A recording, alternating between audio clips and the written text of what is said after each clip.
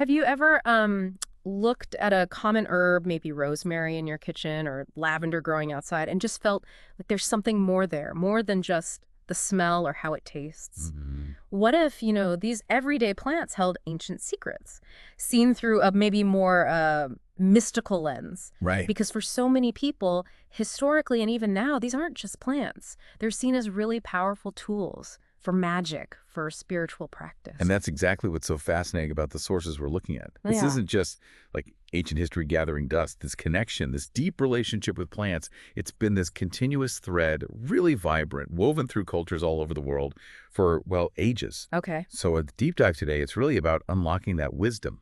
Yeah. The kind you find in different traditions, detailing the magical meanings, the uses, even the rituals for these amazing herbs.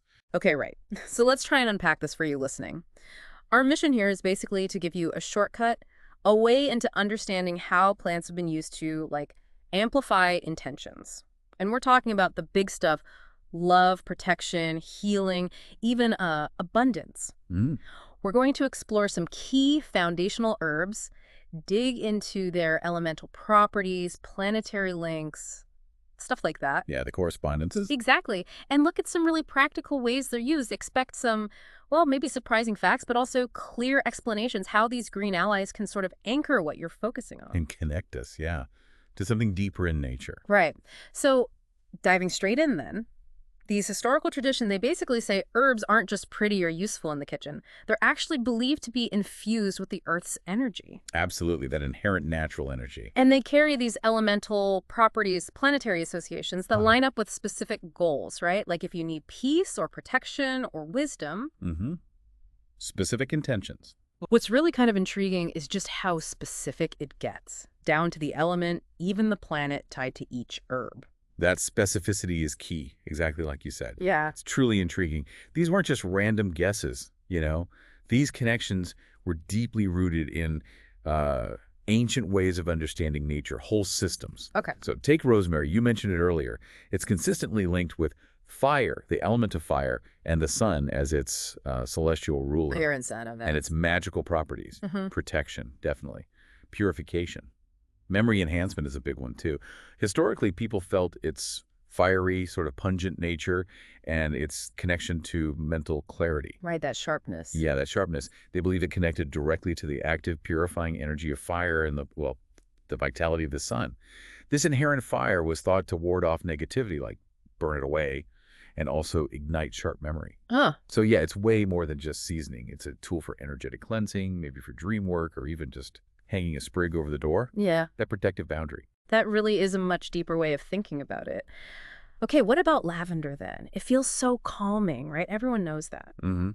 Inherently calming. So how do its specific elemental and planetary links play into that peace and sleep connection? Exactly. It's a perfect example. Lavender is associated with the air element, and its planet is Mercury. Air and Mercury. Interesting. Not water. Not typically water, no. Okay. Lavender's air element actually aligns perfectly with calming energy because air, when it's balanced, brings clarity, serenity to the mind. Oh, okay. Mental clarity. Yes. And the link to Mercury, the planet ruling communication and intellect, helps explain why it's good not just for physical relaxation, Yeah. but for quieting that mental chatter, fostering Mhm. mental peace, allowing for deeper self-reflection maybe. Hmm. Our sources suggest using it in sachets, definitely dream pillows or in ritual baths, to bring that calming energy into your space. Right. Or even for what some traditions call shadow work, Mhm. integrating those unconscious parts of yourself for deeper healing. So it's not just the herb itself, but what it represents energetically, psychologically. Okay.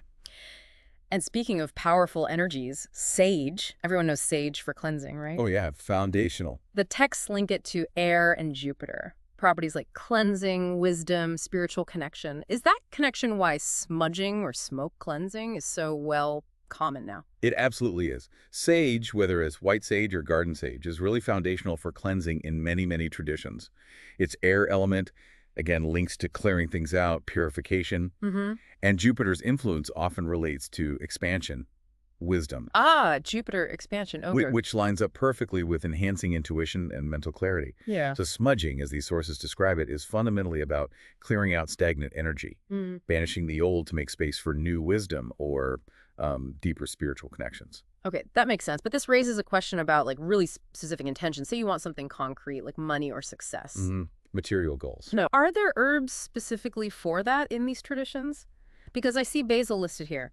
Element fire, planet Mars, and it's for love, money, protection, and luck. That's quite a mix. It is. It's fascinating how specific some are, yet others, like basil, yeah, they really cover a broad spectrum. Basil is a fantastic example of that kind of multi-purpose herb that, yes, absolutely can be directed towards prosperity. So how does the fire Mars combo work for money? Well, the fire element brings that passion, that drive. Mm-hmm. Combine that with Mars's energy, which is very assertive, goal-oriented. Right, action-oriented.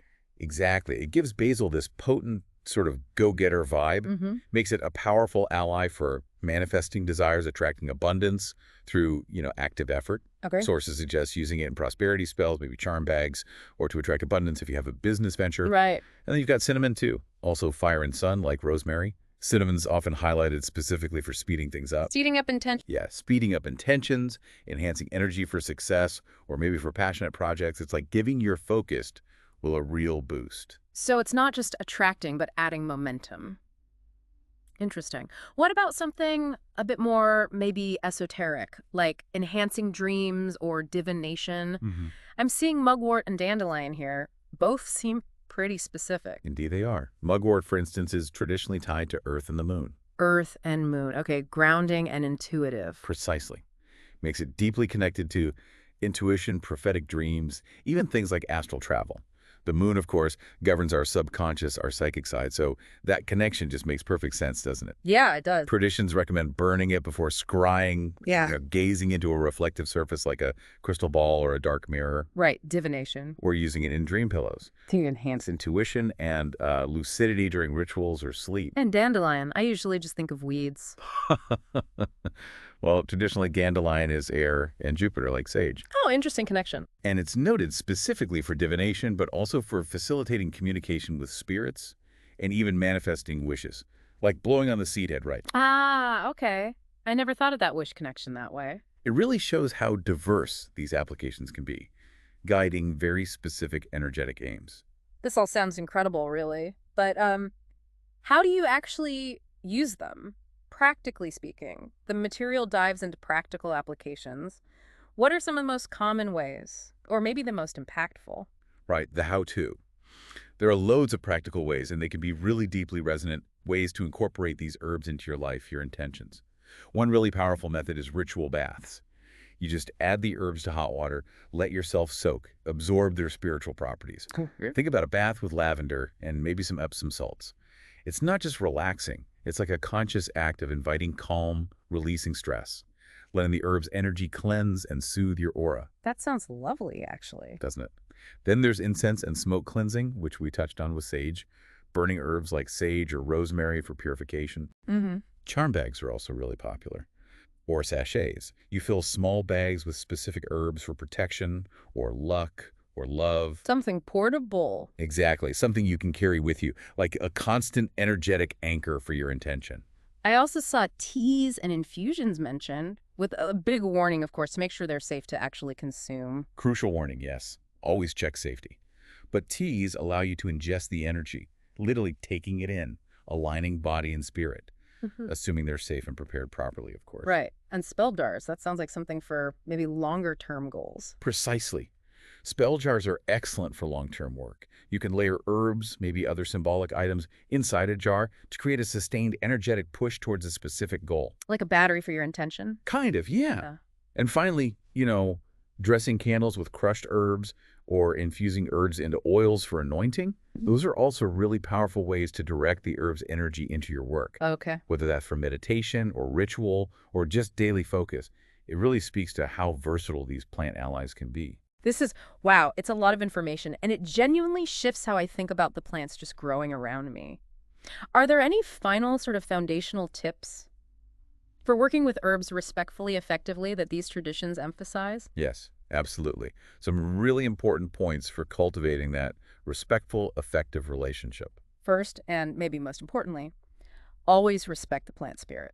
Traditionally, it was crucial to thank the herb for its energy, its help, before and after you use it. Acknowledging its spirit. Exactly. Right. Second, knowledge is key.